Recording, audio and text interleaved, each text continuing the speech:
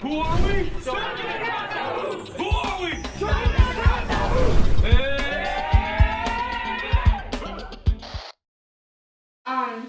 I've experienced that with Youth Rush.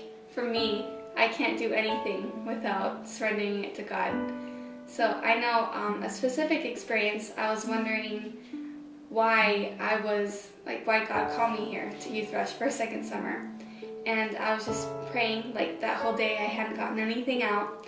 And I was just praying that He would show me why I was here. I went and started talking to this lady who was outside with her little son and nieces and nephews. And she was young, around in her early 20s. She lived there with her two sisters, and her other one came out and they started talking to her. And actually last year they got story time and 7 Secrets.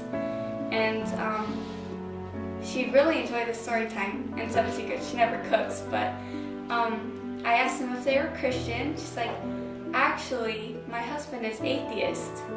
And so we're not really Christian. Like, I grew up in the church, but I would only go sometimes, for Easter and Christmas, and we didn't really, I don't really know who God is. And so I showed her Piece of the Storm, which is Steps to Christ, and she said, well, this helped me get to know God better.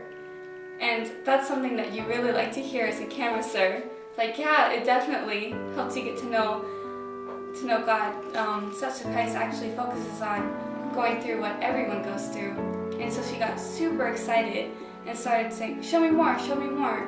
My husband is atheist, and actually yesterday we were at a wedding, and I told him I wanted to get to know God better because the people getting married, it was all spiritual wedding. And he's like, this is ridiculous.